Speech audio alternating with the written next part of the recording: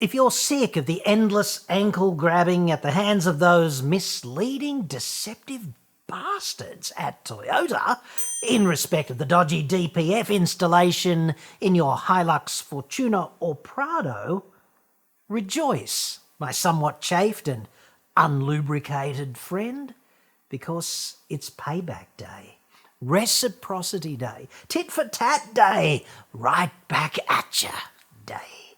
Because today, dude, you get to stick one back into them. Yes. Oh, what a feeling.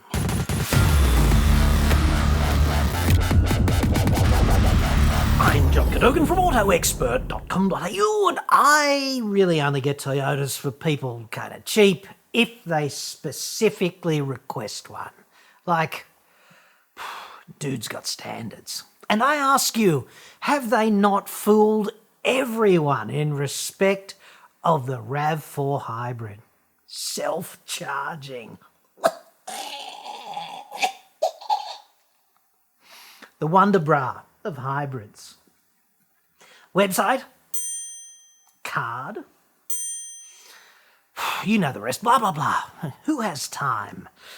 Today is the 20th of June 2022 and the compensation floodgates have officially opened. Or at least this process has begun. More than 260,000 people just like you who were epically dudded by the king of mediocrity's dodgy DPFs times $10,500 per vehicle damages on average, reduction in value by virtue of being fucked over in this way kind of thing, equals 2.7 billion with a B Shitsvillian micropesos. I do believe that's a record. Largest compensation payout for misleading and deceptive bastardry in all Shitsvillian consumer history, not just cars. Oh, what a feeling. Biggest bastards. I bet head office back in Aichi is a bit cranky today, like they usually are. Full uplifting details on all of this in just a sec. This video is sponsored by OLIGHT, the LED torch dudes par excellence. A sale on right now from 8 p.m. tonight. Link and details in the description. Like, I carry an OLIGHT every day, right? It's a Mini 2. It's this baby just here. It's tough and it's super bright and it's drop-proof and waterproof and tiny, and you could hypothetically beat a zombie, a werewolf, or perhaps even a vampire to the point of neutralization with it. I was going to say death, but that's hardly relevant with zombies or vampires, is it? This kind of apocalyptic neutralization thing is your main gig with a torch, however, as opposed to just an unexpected inconvenience on the way home from the shops. I'd be stepping up to a Warrior 3 for that, in the interests of slaying efficiency vis-a-vis the undead. I really would. Super clever recharging on these babies too. It's magnet-based and USB up the other end. Simple, clever and effective. Perhaps a little something for the workshop or the car now, and for that I'm thinking the swivel. This thing is awesome and it's terrific value. It's got 2 lights and a hook and a magnetic base, and it swivels. Like, go figure. Couple of specials right now too. The Perrin Mini, which is the same torch I stuck atop my welding helmet. It's a total game changer there too, in the gloom, you know, crawling underneath something to strike an arc, whatever. The Perrin Mini is now available in desert camo and under $90 right now with 30% off, which is awesome. It includes a Velcro bracket thingo that you can stick to a tactical cap or webbing, so it's actually a part-time head torch when you need to go hands-free. The new O-Tool now. This is a tiny little titanium powerhouse. Just stick it in the car or on a belt loop or with your keys, whatever.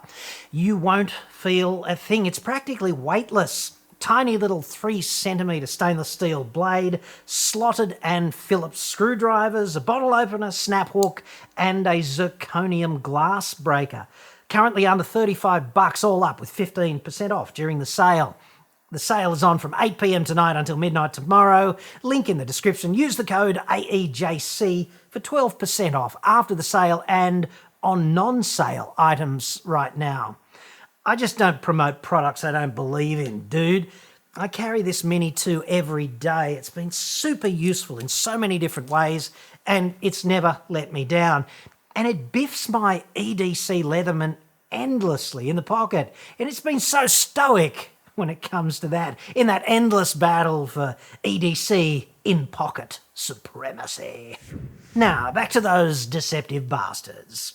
I would not want to be Matthew Callahort today. Well, any day, actually, but especially today. And, dude, is it just me, or is that smile somewhat forced? At least that's how it seems. Like his only daughter might have just got engaged to the owner of a tattoo parlour on the wrong side of the tracks, and he had a bad oyster at the party or something. There's nothing wrong with that, by the way. Like the tattoo thing, not the oyster. Try to keep up, dude. Anywho, big Kalahari there. Not only is he chair of the FCAI, sort of manager for T-Dub and the Spice Girls when they're out, touring. He's probably got an office close to the S-Bend in Canberra for that gig. But he is also El Presidente, CEO and chief apologist for Toyota Shitsville. Like, dude, what was second prize? Perhaps we'll never know. Imagine the conference calls this week back to Japan. Not too much konnichiwa, domo domo, down the line, I suspect. Lots of abject sumimasen, wakarimasen, nihongo choto dake kind of thing. Possible seppuku to follow, touch of Kill Bill, we can only hope. You did what? Did you even consider not fucking 260,000 customers over, just for a second? So repetitive, the corporate world. Back in April, the federal court found that Toyota were misleading and deceptive cocks as a consequence of selling the vehicles knowing that they were potentially defective shitboxes with a serious design defect all along. Oops-a-daisy. You're really not supposed to do that. The court never actually found that they were cocks, okay? That's just me making an entirely reasonable summation of the character of their underlying misleading cock-like deception, which the court did find. The misleading and the deception part. Companies can't sue for defamation in any case, dude, and good luck, frankly, meeting the standard of proof for injurious falsehood. Just saying. Such a bastard. So, to be eligible for this compensation, you have to register at the I've Been Bent Over by Toyota online portal, which is run by Gilbert plus Tobin lawyers and underwritten, it seems, by some faceless mob of fairly rich masturbators called Balance Legal Capital. That's right. Class action's a hell of a big business, right? And there's always a clutch of assholes in $5,000 Hugo Boss suits milking the cow and trying to cloak it all in the language of virtue. It's one of the few instances of the federal court exercising its power to award aggregate damage. Matt McKenzie there, M², he's one of the would-be cow milkers at Gilbert plus Thingo, okay? And they do love it, lawyers, when someone thinks their grill is interesting enough to put a microphone in front of one day. If a significant number of those group members do come forward, then there is a possibility, or a likelihood actually, that this will be the largest compensation payout in Australian history. M² again there, just milking it.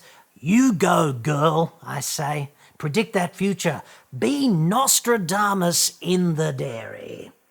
You know you want to. However, unfortunately, a dark cloud has appeared right above the Rosalactor. Toyota's appeal includes challenges to the factual and legal basis for the award of damages, particularly in circumstances where many of the group members did not experience the DPF issue. Official masturbatory corporate material there, direct from the king. What a bold roll of the dice this appears to be too. 2 of the minimum, possibly even 3. Here's hoping.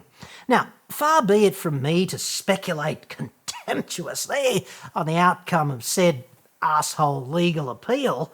Like, I trust a full bench of men wearing wigs and long black dresses to get this kind of determination bang on every time. And so should you, dude. It's what they do, however imperfectly. But I feel a few conclusions can be safely drawn at this stage. Like, I'm no lawyer, but the point of Toyota's appeal appears to be, if we are knowingly misleading a deceptive cox, and your vehicle does not defecate in its trousers, then we think we should get away with it. Perhaps I am missing something. I guess that at least settles the age-old argument about the tree falling in the forest and not making a sound in the absence of witnesses. So, thanks for that. They also seem prepared to throw 260,000 customers just like you under the bus, all in the name of money. That seems a little morally relativistic to me anyway. It seems to be implicit in an appeal such as this, doesn't it? Like, that's a little bit different to the company's position when you're browsing their website as a potential customer, isn't it? This stance, like the appeal stance, it does seem somewhat arrogant, even for Toyota. And here's the last dalliance with the die, okay? Let's say they lose. Not speculating about it, let's just say they do for the sake of argument.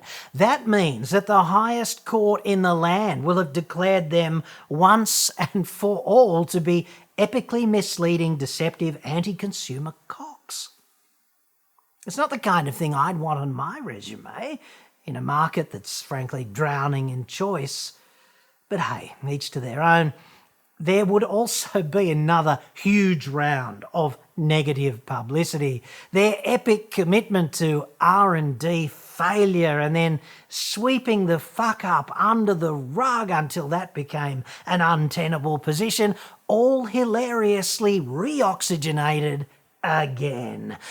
Perhaps even that disgraceful letter to Berrima Diesel, do you remember that? It's all a bit Top Gun Maverick, frankly. Like, I'd want to see it again.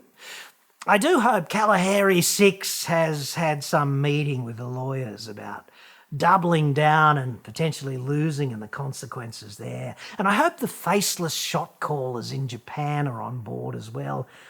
Otherwise, it's just all going to be a bit, we might need to order in a few more eggs kind of thing. Like, I'm still not seeing an omelette here, but I'm happy to keep frying, you know?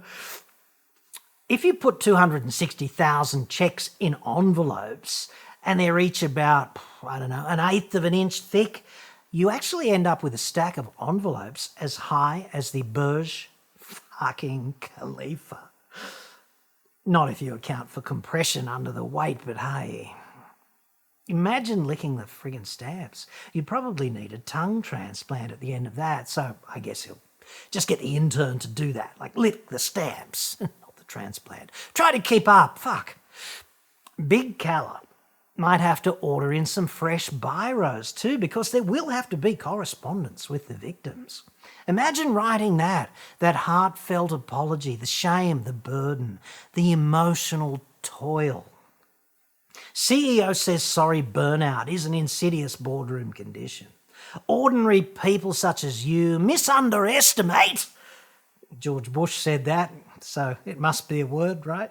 They misunderestimate just how much these people care about you and me deeply. Electricity retailers, oil companies, motor vehicle manufacturers, hearts of gold at the top. Like, that's my experience anyway.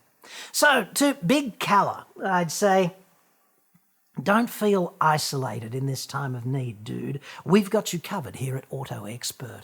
Our CEO, Cletus Van Dam, is here now to help on the heartfelt apology front. Dude. Mr. and Mrs. Muzzer and Charlene half stiffy. 21, Deaf Adder Drive, Coxwallow Heights, Queensland. Dear Twats, I am really sorry you got so dudded with the DPF on your shitbox Prado. Should have bought a 200 series. Ha ha. We only routed the air intake on that one, after all. Close bracket.